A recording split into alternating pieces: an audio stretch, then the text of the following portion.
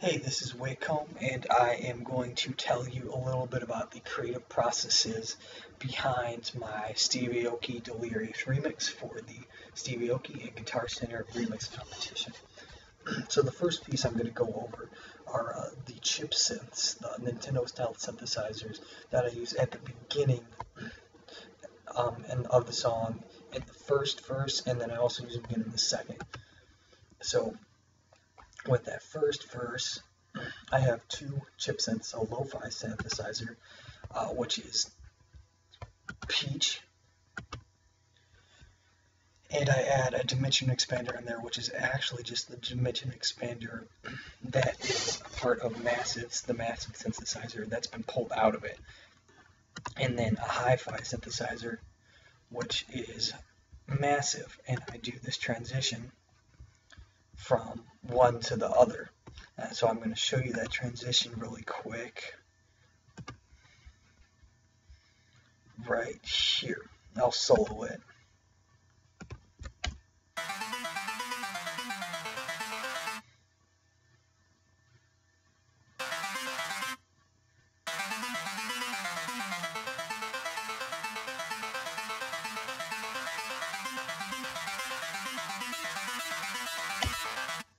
Okay, so as you can see, they transition one into the other. And here's that within the mix.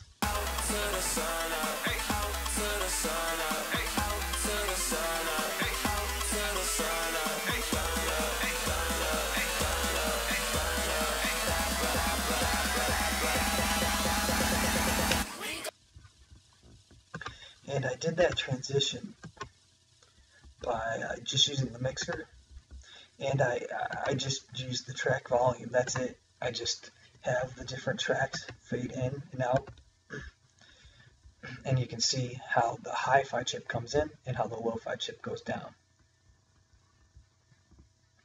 Okay, now the second part I'm going to talk about is the main synthesizer, the main core synth, which sounds like this.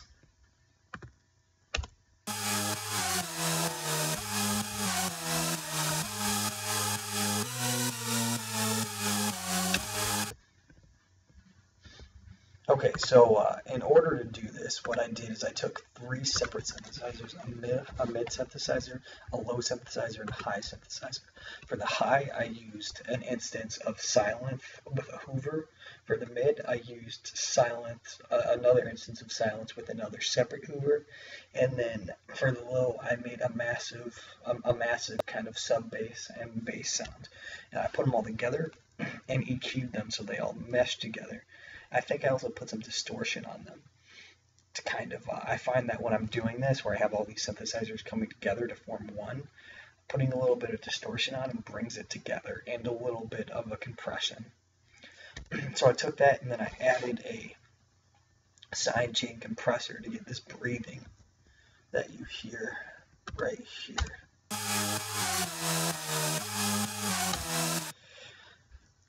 And then I bounced it to audio, and you can see right here we have 1 and then 2, so I pan them left and right to get the stereo effect. Now this synthesizer happens 3 times in the mix, but in order to keep it interesting, I use 3 instances of this program called Deep Loop Glitch to do some interesting things to it. So let me show you the first one, which is just it's a tape stop.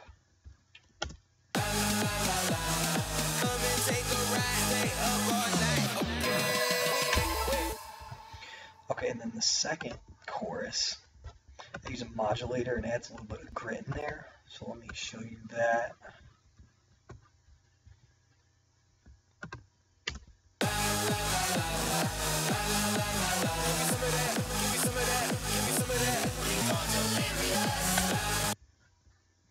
And then the final instance, I use Deep Loop the Glitch again, but this time I use a gator effect to add a different feel to it, kind of a swingy feel.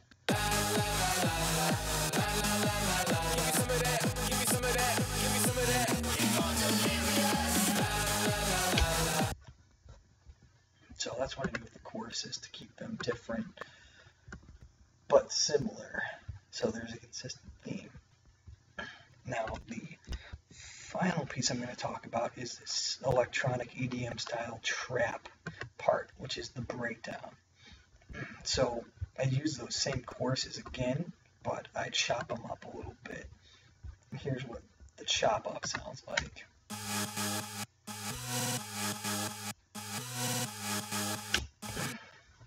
Okay, and now probably the most important part of this is the sub.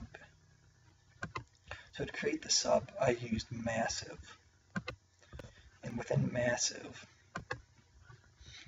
I did just one oscillator of a sine wave down to 24, and then another square down to 24, and then I added a little bit of that square to get some of the grit into it. I also added the C tube, a little bit of distortion to do some grit. And I also added a saturator. Now I feel this is really vital when making sub-bass music, because most people that are going to be listening to it aren't going to have that good speaker system. So you need to add some of those higher frequencies, higher but still below the 1K frequencies, in order for it to stand out on something like computer laptop speakers. And here's what the sub-bass sounds like by itself.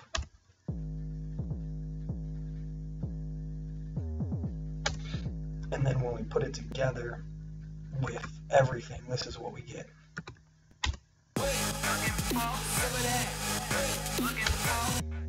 So thanks for listening. This has been Wh1tcomb talking about my remix for Steve Aoki's Delirious competition.